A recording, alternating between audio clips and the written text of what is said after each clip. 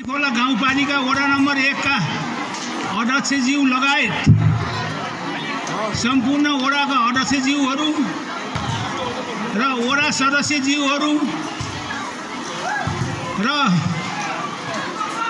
विद्यार्थी भाइ बहिनीहरू र यस स्कुललाई उन्नति प्रगति होस्, जनताको छोराछोरीले पठन पाठन गर्न पाउन् भनेर चन्दा दिनुहुने चन्दादाता साथीहरू र अब धेरै कुरा त अब के भनौँ र, अहिलेको आधुनिक जमाना अब पढालेखा जीवक भएका साथीहरू हुनुहुन्छ, विद्यार्थीहरू। हाम्रो पालामा त अब हामीले पढाइ पनि थिएन, अब जुत्ता चप्पल भन्ने नाम थिएन, चाहे जति साउ महाजन भए पनि खाली खुट्टा हिँड्ने त्यस्तो अवस्थाको मान्छे हो हामी। र म अहिले 82 वर्ष भएँ र यस स्कुललाई, यस देवीस्थान माविलाई 10 लाख रुपियाँ दिने गराएको पनि यसै स्कुलले हो। मैले 6 महिना जति पढेका हम यहाँ, 1 क्लास पास पनि होइन। त्यही पनि अब कामले काम सिकायो, व्यापार व्यवसाय गर्यो, त्यही गर्दाखेरि अलिअलि काम चलाउ भएर काम गरेको हो।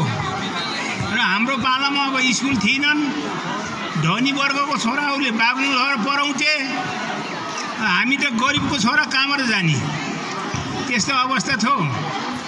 त्यसकारणले साथीहरू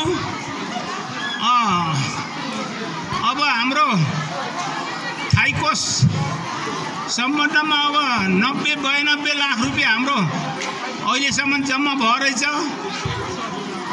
र अझै पनि वर्तमान व्यवस्थापन समितिको अध्यक्षज्यूले र सबै साथीहरूले मद्दत गरेर लगभग 1 करोड रुपियाँ भन्दा माथि पुर्याउनुहोस्।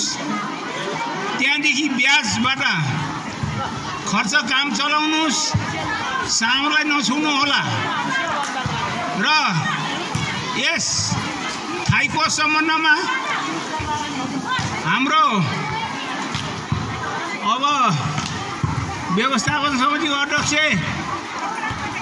वडा नम्बर 1 का वडा अध्यक्ष इन्द्रबहादुर मल्लजीले र खिमबहादुर कार्कीले धेरै प्रयास गरेर, यो हुन त सबैको प्रयास हो, तर बढी अग्रसर हुनु भएर काम भएको हो।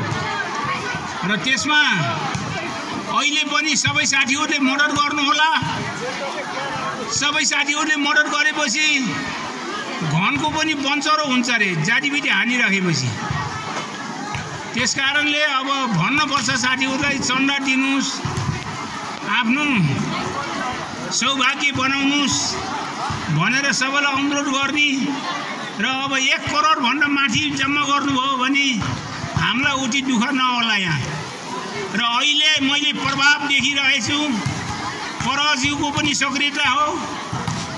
अब यहाँ मैले सेरा सुने, देवीस्थान माविमा 1-2 जना विद्यार्थी त्यहाँबाट नै आएछन् यहाँ पढ्न। किनकि प्रगति भएपछि मात्रै मान्छेले देख्छ। बोलेको आगो हो सबै देख्ने, मरेको आगो कसैले हेर्दैन। त्यसकारणले राम्रो छ, परज्यूलाई पनि धन्यवाद। र व्यवस्थापन समितिको अध्यक्ष अरू साथीहरू पनि मिलेर यो चन्दालाई अझै बढुवा बनाएर 1 करोड भन्दा माथि पुर्याउनुहोस् र यही शुभकामना दिन चाहन्छु। र जे होस्, अब विद्यालयले फड्को मारेकै छ। अहिले यस विद्यालयबाट अलिअलि पढेको मान्छे, कोही डाक्टर इन्जिनियर भयो होलान्, कोही म्यानेजरहरू भयो होलान्, ठुल्ठुला काम गर्ने, काजी पनि हुनुभयो होला।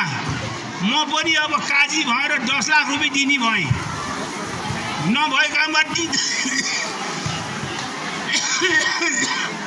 यसै विद्यालयले मलाई पढाएर 6 महिना जति मैले पढेर काम गर्दाखेरि अहिले यतिकोमा आइयो।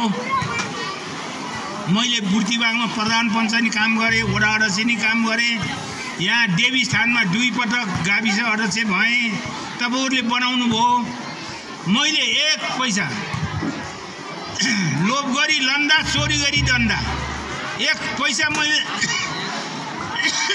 व्यापारी वर्गले अब नाफा त अब खाइए होला,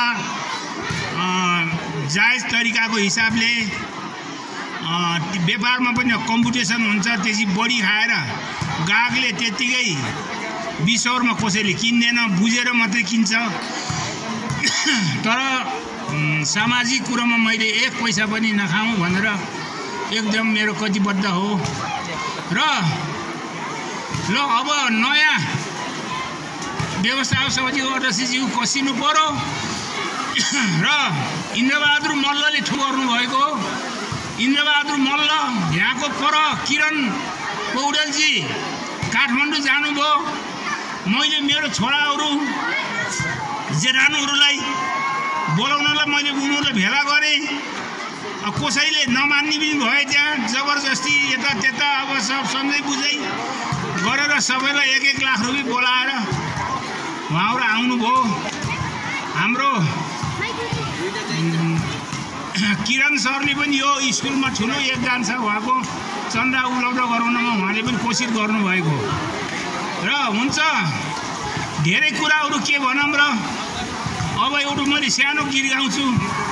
निध्यानैले माछी मर्छ नैर छोड्नु खोली, निध्यानैले माछी मर्छ नैर छोड्नु खोली, विद्यार्थीले ध्यान दिनु पर्यो, पढ्नमा ध्यान दिनु पर्यो, भविष्य बनाउनु पर्यो। अब नपढ्ने, जुवा खेल्ने, रक्सी खाने, रन्डीबाजी गर्ने हो भने भोलि त्यसको खैलात छैन, भविष्य छैन। त्यसकारण एकदम ध्यान दिनुपर्छ, निध्यान गर्नुपर्छ, लगनशील हुनुपर्छ।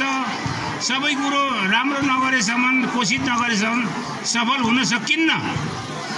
र अब हामी त बुढो मान्छे हो, पढालेखा होइन, भाषण गर्नेको शैली छैन। त्यही पनि अब आएको मुख आएको पाक भन्ने हो। अब चित्त तपाईँको बुझ्ला नबुझ्ला त्यो छुट्टै कुरो हो। हुन्छ त अब यहाँमा सबै साथी मिलेर अझै पनि यो स्कुललाई, यो माविलाई हस्तेमा हैसी गरेर मिलेर चन्दा उठाउने कोसिस गर्नु होला।